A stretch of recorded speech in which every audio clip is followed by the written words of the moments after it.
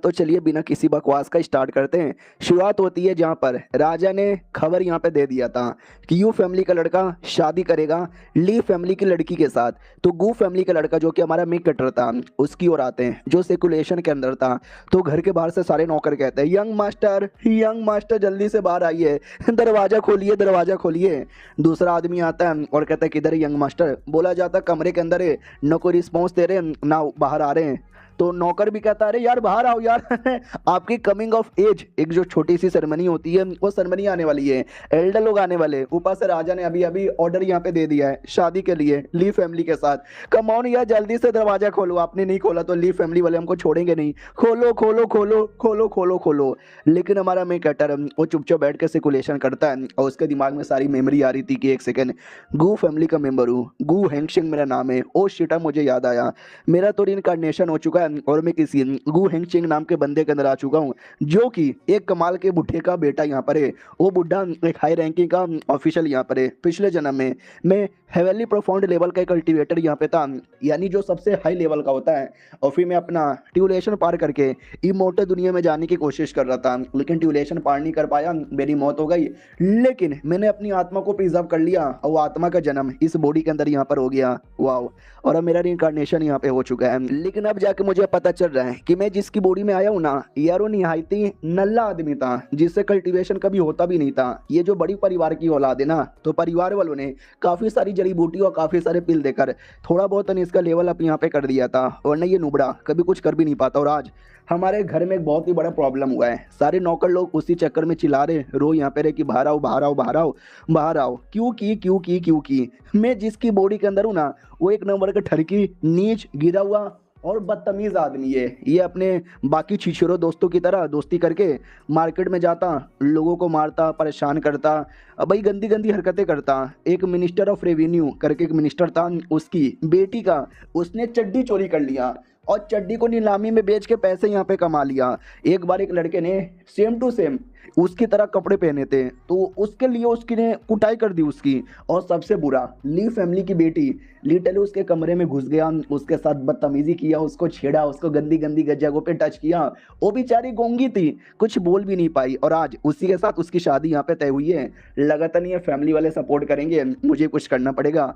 वो कमरे के बाहर आता है, नौकर लोग भी कहते हैं फाइनली बाहर आ गए। हमारा मेन कट्टा भी लग रो काई को रहा यार ली फैमिली वाले आ भी गए क्या। ये लोग कहते हैं यार ली फैमिली वाले आ गए। तो मीटिंग में आते हैं जहाँ पे सब लोग थे। हमारा मेन कट्टा भी एंट्री मारता है, दादा के पास आता है और कहता है दादाजी नमस्कार। दादा भी कहता हो बैठो यार, हाय हेलो बोलो। तो ये था ली फैमिली का हेड जिसकी बेटी को उसने छेड़ा था।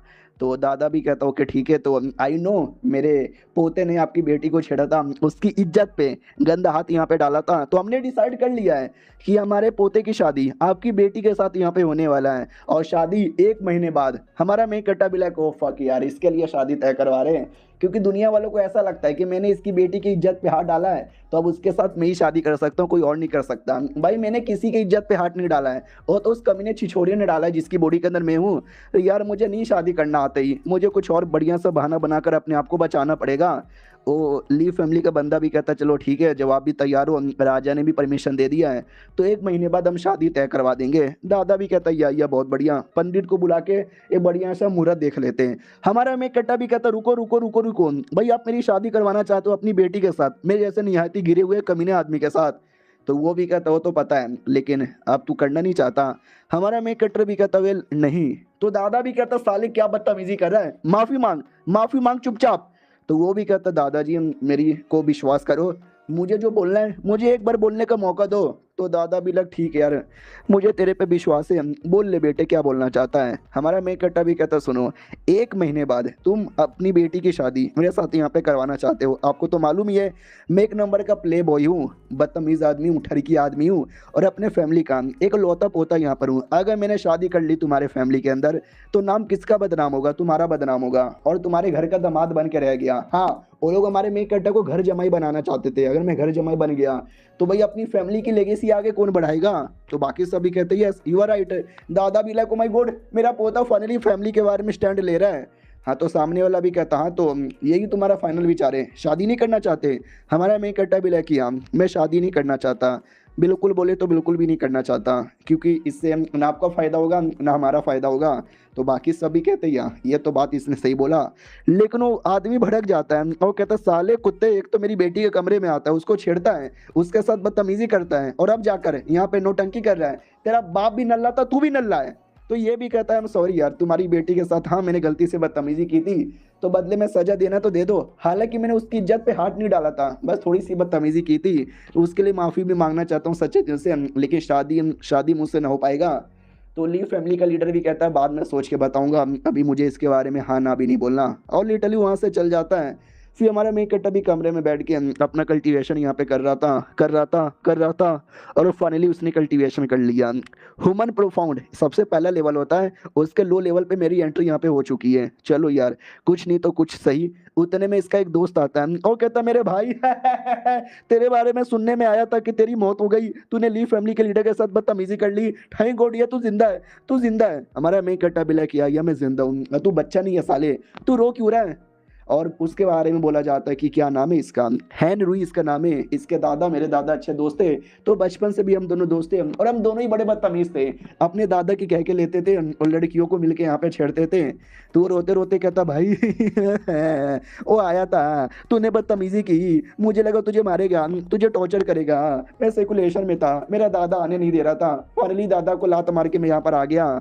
हमारा मेन कट्टर भी कहता बस कर यार, तू पक्का कुत्ते का वो जो छोटा सा छेद होता दीवार में आने जाने का, उसी छेदे से आया है ना। वो भी कहता ना ना बिल्कुल भी ना, मैं तो दरवाजे से चल के आया हूँ। हमारा मेन कट्टा भी लग कपड़े खराब है, मिट्टी लगी हुई है, कुत्ते की टट्टी भी लगी हुई है, कोई भी देख के बोल सकता है। वो भी कहता वो तो थोड़ा सा गलती से लग गया। हाँ तो मैं ये कह रहा था कि ली फैमिली का क्या हुआ थोड़ा। तो हमारा मेन कट्टर भी कहता सालू उसके बारे में बात ही मत कर, तू था जिसने मुझे भड़काया था, कमरे में जा कमरे में जा कमरे में जा। तो वो भी कहता अरे भाई मैंने तो बस एक बार बोला था कि ली फैमिली की बेटी है जा, तू ही तो बड़ा हीरो बनने वाला चले गया था, इसमें मेरी क्या गलती है। हमारा मेक कट्टा भी लग ठीक है छोड़िए सारी बातें। वो भी कहता हाँ तो शादी का क्या हुआ, शादी करेगा या नहीं करेगा। हमारा मेक कट्टा भी लग अभी ऐसा कंफर्म उन्होंने ना नहीं बोला है और नहीं यहाँ बोला है, 1 महीने बाद वो लोग कुछ फैसला सोच के यहाँ पे बताएंगे। ये भी कहता वाह यार लेकिन तूने लड़ाई कर लिया, मैं होता मैं तो मना भी नहीं कर पाता, चल यार बाहर। हमारा मेक कट्टा भी लग बाहर, बाहर किधर, तो बाहर कोठे के बाहर लेके आ जाता है। हमारा मेक कट्टा भी लग कोठे के बाहर क्यों लेकर आया। वो भी कहता है सुनने में आया है कि आज है ना ये लोग नई नई औरतें लाने वाले, सेक्सी सेक्सी सुंदर सुंदर और काफी यंग। हमारा मेन कट्टा भी लग ओह अच्छा ऐसी बात है क्या, फिर तो मुझे भी जाना चाहिए चलो। दोस्त भी कहता है मुझे मालूम है तू भी बड़ा शौकीन आदमी है, लेट्स गो। और जैसे वो अंदर आता है ना तो देख के सब लोग पहचान जाते हैं कि अरे यार ये तो गू फैमिली का लड़का है, फिर से देखना बदतमीजी करेगा। भाई जितने भी लोग थे सब के सब यहाँ पे डर जाते हैं। हमारा मेन कट्टा भी वो लगता भाई मेरी इज्जत पूरे कोठे में भी बर्बाद है साला। और ये चैप्टर यहीं पे ख़त्म हो जाता है। मिलते हैं किसी और वीडियो में, जब तक के लिए बाय बाय।